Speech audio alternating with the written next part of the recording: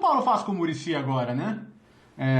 E é curioso, assim, as pessoas entenderem que ele é a pessoa que pode agora dar uma chacoalhada, que pode mexer com o ambiente.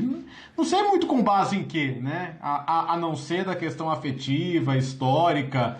E não deixa de ser curioso também, embora não tenha nada a ver, que ele seja lembrado pelo derretimento do Palmeiras em 2009, né?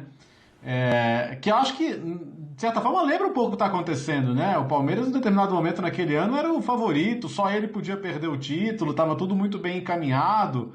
Aí era jogador brigando com jogador, eram resultados inexplicáveis, atuações inexplicáveis, até que o time não chegou nem perto do título no final das contas. E tem esse personagem em comum. Mas o Birner colocou uma questão, né? Trazer gente nova para dentro do vestiário no meio de algo que está dando certo. Será mesmo que era a melhor opção? Que tipo de recado você passa pro elenco, pro público, para todo mundo, né? Dá para segurar mais um pouquinho, né? E só para citar um negócio do Abel, que eu acho muito legal que ele fez, e ele já deu entrevista dizendo que mudou muito pouca coisa nesse aspecto, o posicionamento do Edenilson e do Patrick, né, que são jogadores essenciais, o Calçade citou, ele muitas vezes lembra como era com o time do Kudê.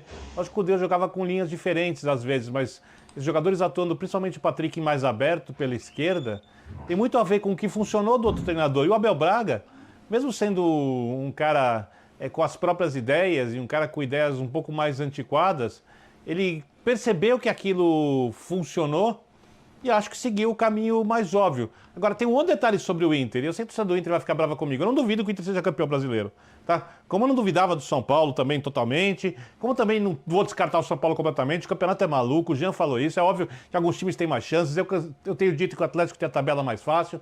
Agora, sustentar essa liderança vai ser uma barra, porque, como disse o Léo, 7 vitórias tem que virar 8, 9, 10, 11...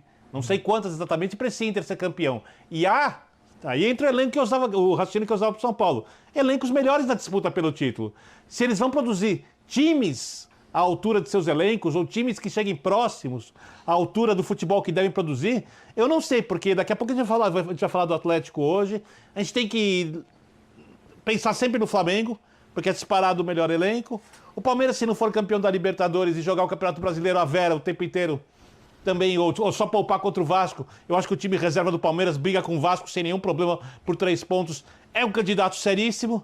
Então, você sabe, assim, é difícil você imaginar se o Inter vai conseguir sustentar a liderança. Se o Inter, na condição de um time a ser batido e tendo que ganhar os seus jogos, às vezes propor seus jogos contra equipes que marquem bem, que joguem fechadas, que façam um jogo incômodo para o Inter, se o Inter vai ter força para sustentar isso. Não vou dizer que não, mas não é uma missão das mais fáceis.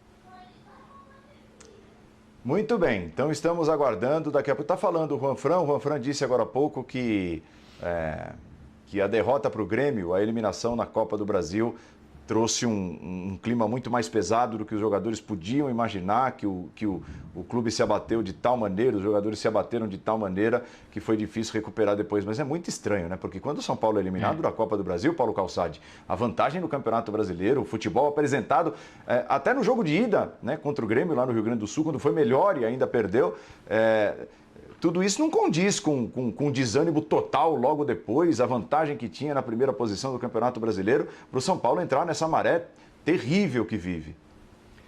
Porque tudo é inconsistente, né? Engraçado isso, porque se você quando está na frente tem segurança e tem a percepção correta por que está ali, no momento você consegue. E isso acontece com qualquer time. Você não tem um único time que vai sim, reto, ganhando todo mundo. E outra, a gente aqui no Brasil persegue, né, busca um futebol que não tem a ver com a realidade, que é aquele único, principalmente a nossa realidade, aquele único time que vai bater em todo mundo. Ou a gente exige, porque se a gente pegar assim aquilo que se tenta extrair das equipes, a gente age, nós, do jornalismo esportivo, como se nós tivéssemos que ter 10 equipes jogando bem e batendo em todo mundo. Coitado dos outros 10. Só que eles não podem ganhar de quem está na frente. Desses 10 que a gente exige, quando eles se cruzam, se um ganha do outro, já é instabilidade. Então, nós temos um futebol instável por vários motivos. na questão econômica, né, do nosso calendário, na questão também do nosso conhecimento à disposição dos treinadores e dos times dentro de campo, dos jogadores que nem sempre agem profissionalmente, as diretorias, os clubes também não são profissionais quando passam 2, 3, 4, 5, 6 meses devendo para jogador. Isso não é símbolo de nenhum profissionalismo, é um profissionalismo de araque. Então a nossa instabilidade é feita disso, é o dia a dia. E você vai encontrar isso em vários clubes. O Flamengo foi a exceção do ano passado. Foi exceção. Não vai ter todo ano um Flamengo ou 3 ou 4 Flamengos. Não vai. Agora, aí a gente identifica os problemas. Os problemas do São Paulo, para mim, são claríssimos. Ideia boa, execução ruim.